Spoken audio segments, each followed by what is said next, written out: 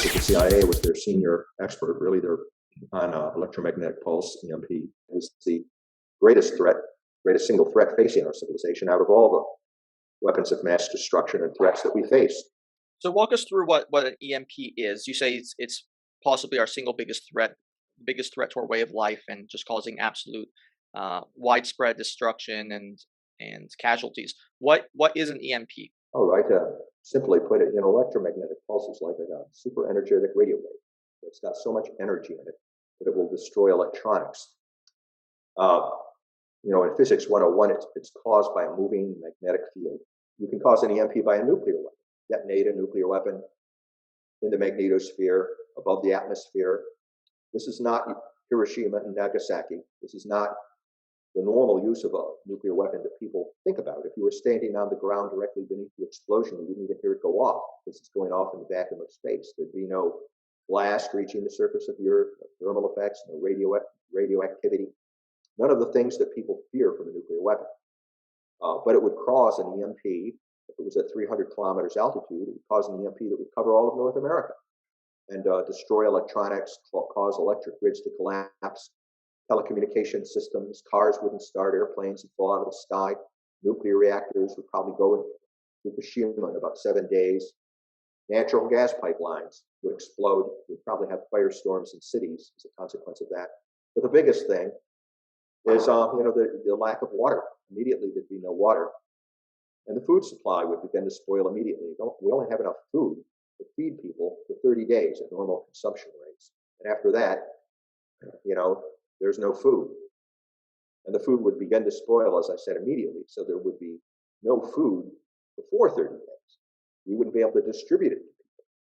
And the EMP Commission couldn't figure out how to keep 330 million people alive for a year with no food and no water. So we calculated that up to 90% of the population could die from starvation, disease, and societal collapse. And last, our non-nuclear EMP weapons, or radio frequency weapons, as they're often called. And mostly people talk about, find this one most disturbing, because almost anyone can do it. There are devices like the EMP suitcase, which is advertised for sale in electronics magazines, that have legitimate, peaceful industrial purposes. But in effect, they can be used as a weapon. The EMP suitcase, for example, if you had the money to buy one man can operate it. You can put it in the trunk of a car, drive over to an extra high voltage transformer substation. Well, we've arrived at a place in our technological advancement where a single individual, a terrorist, a madman, a criminal, would topple the technological pillars of civilization for a major metropolitan area all by himself, armed with something like the EMP suitcase. And if you had a team of terrorists running around the country, they could also knock out the national electric grid. In my book, Blackout Warfare, that you cited, we do a calculation, and a handful of people, in 24 hours could probably put North America into a protracted blackout.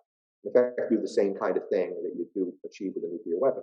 So with these high frequency transformers, if you, let's say, just to finish off with the individual person, a terrorist doing it, if he goes after one of those, as you said, there's maybe like 10 or 12 in a major city, that would probably be responsible for knocking out power for maybe hundreds of thousands of people.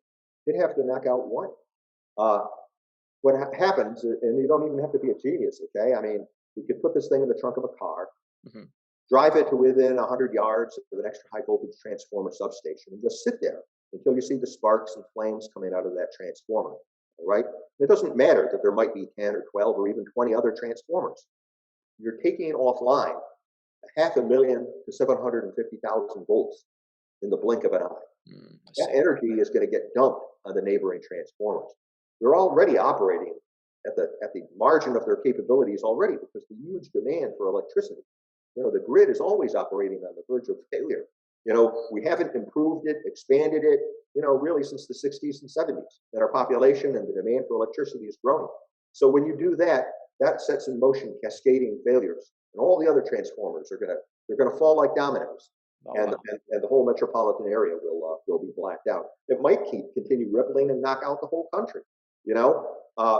The U.S. Federal Energy Regulatory Commission did a study with us and found that if you knew which 9 transformers to knock out of 2,000, you could put the whole country into blackout for more than a year. 99% of the electricity for our military forces comes from the civilian grid. If you knock out the civilian grid, that's our technological Achilles heel. It would be helpless to do anything to support our naval allies or to project power around the world. And a president, if he's not an idiot, is not even going to want to get involved in a world war that he's going to lose, trying to go into a world war that he can't project forward. If he follows the Constitution, his highest priority should be to save the lives of the American people. That means mobilizing whatever resources we have left, and that would chiefly be the military, to try to bring the grid back, before the worst case scenario we've been talking about happens. We lose millions of Americans and our whole civilization because of the collapse of the electric grid.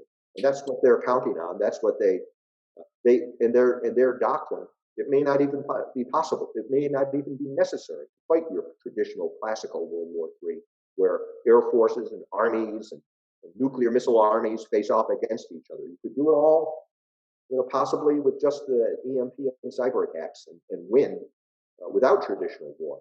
We might be at a place in the history of military science where traditional armies and navies that we have thought about over the course of the thousands of years of military history become obsolete. As obsolete as wooden sailing ships were, rendered by the advent of the ironclads and the steel battleships. How many countries can take us out using a EMP? How fast could they do it? And would there be any devices that we have that be able to anticipate it shortly before they initiated this attack, or would we just be caught blindsided should Russia or China or whatever decide to initiate this action?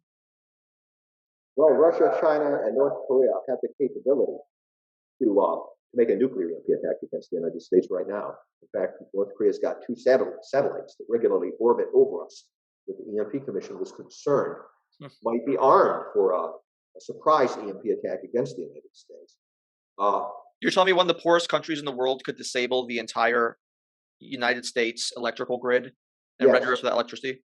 That's one of the reasons why it's considered the most decisive revolution in military affairs in history by our adversaries, and I think they're right, because we've never had a situation in history where one of the most backward, poorest countries like North Korea, could defeat the most sophisticated and advanced civilizations on the planet. This is the first time in history we've been in this situation. And if you're talking about EMP attacks that use non-nuclear weapons, then almost anybody could do it, including non-state actors, terrorists, criminal organizations. So the man-made threat is a very clear and present danger.